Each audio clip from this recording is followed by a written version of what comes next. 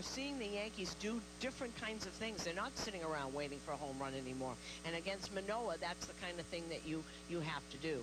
The umpire's alignment is brought to you by your Tri-Acura dealers.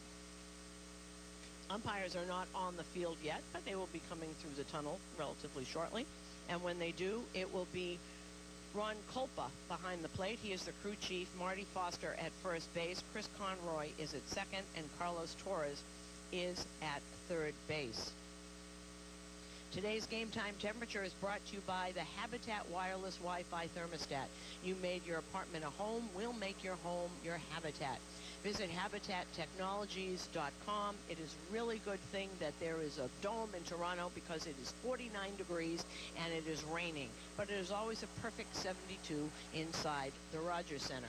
Tonight's national anthems, both O Canada and the Star Spangled Banner, were performed by Jesse Gold and were brought to you by the Tunnel to Towers Foundation, supporting America's heroes. As its invasion of Ukraine continues to falter, in the meantime, there is relief for some Ukrainians transported to safety after weeks of taking shelter inside a steel plant in the besieged city of Mariupol. Gloria Pazmino has the details. Reunited at last. Evacuees from Mariupol's embattled Azovstal steel plant arrived in Zaporizhzhia by the busloads Tuesday. It's part of an ongoing effort to rescue thousands of Ukrainian civilians from the besieged city of Mariupol. While some arrived to safety, tensions remain high back at the steel plant where hundreds of civilians and soldiers remain. A commander for Ukrainian soldiers said heavy shelling continues at the complex. We get civilians out of the rubble with ropes. It's the elderly, women, and children.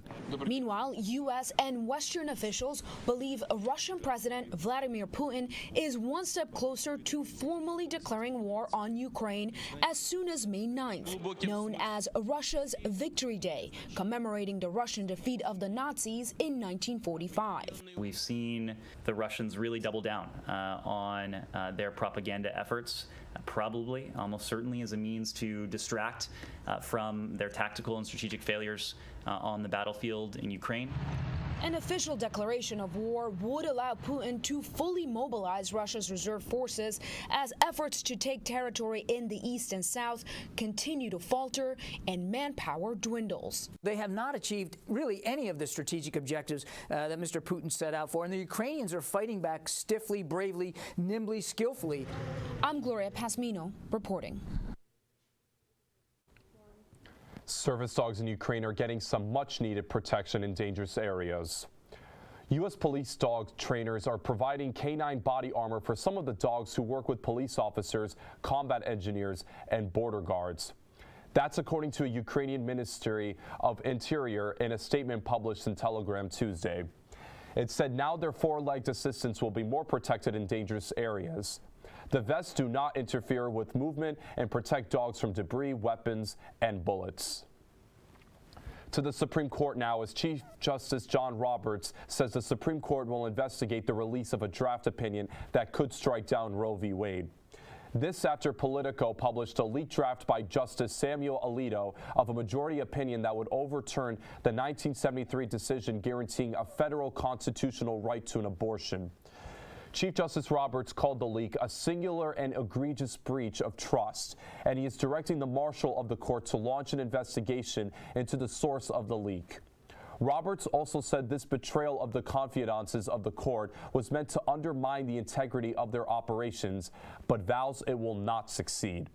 The court's public affairs office confirmed the document published by Politico is authentic, but it stressed that it does not represent a decision by the court or the final position of any member on the issues in the case. To the pandemic now is more information pointing to the notion that getting a yearly COVID-19 booster could become a routine as getting a flu shot. Top officials with the Food and Drug Administration say the U.S. might need to update its COVID vaccines every year. In a report published Monday in the journal JAMA, the officials said the widespread global presence of the virus that causes COVID-19 is the, quote, new normal. The researchers also said getting a new updated COVID booster every fall could save lives and help minimize societal disruptions. Comedian Mike Berbiglia will fill in for late-night host Jimmy Kimmel starting Tuesday after Kimmel revealed that he tested positive for COVID-19. Kimmel took to Twitter to announce his diagnosis and Berbiglia's role as guest host. He wrote he and his family are feeling fine and he is, quote, double vaxxed and boosted. Jimmy Kimmel Live is taped in Los Angeles County, where COVID-19 cases have increased recently. However, COVID hospitalizations in LA County have stayed flat. Now, coming up after the break, a look at the weather near you. Stay with us, folks. Hello, my name is John Lynch. I'm the president of the school's animation club. While other colleges' animation clubs strive to only show just straight anime, our club tries to be something different, as we show a variety of things such as Western animation, Eastern animation, internet animation, films, and so much more. If you want to meet people who have like-minded taste in animation, then feel free to come on down to our club.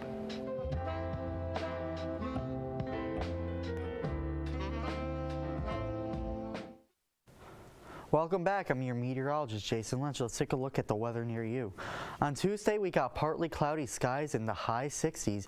Then we go on to Wednesday, and it's a cloudy sky with rain all day in the mid 50s. And then we go to Sunday. The rain doesn't last too long as we got clear skies and sunny and sun out in the low 60s. And then Friday and Saturday, we got partly cloudy skies. And on Saturday, it will be in the low 60s. That's all for the weather. When we come back, a look at the news near you. What am I looking at here? It's a spaceship. From where? From space. All right, people, let's hit these guys with some PSTV.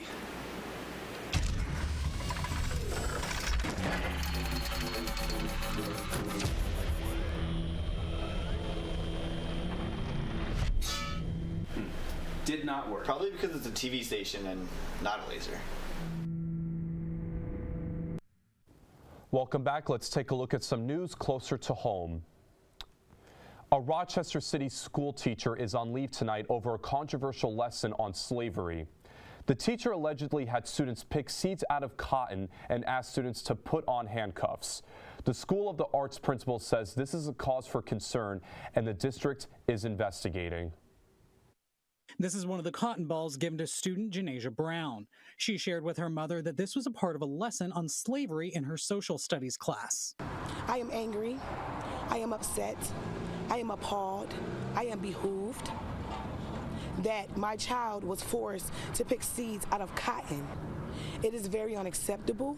At first, Morris couldn't believe her daughter was forced to do that, so she took her anger to Facebook. Her post prompted more parents to speak up. But when I saw another parent post about it and share her story, I believed it then, and then I approached my son and asked him to, just share a little bit more about what happened, as well as any other incidents. Students say this isn't the first time the same teacher has taught lessons about slavery that made students uncomfortable. I walked in class and I sat down. He pulled out handcuffs. It was like, who's willing to put these on? We're all shocked. She said she did not want to put on the handcuffs. And he told her if she do not put them on and try them on, that he was going to send her to the counselor or the principal's office. The principal of the school sent a letter to parents on Thursday saying the lesson was of great concern and that the allegations are being taken seriously. Some parents are calling on the district to fire the teacher. So he needs to be terminated. He should not be getting this little break at our expense. And we also hope that his teaching license can be revoked permanently. Kim Kardashian wore an iconic Marilyn Monroe dress to Monday night's Met Gala.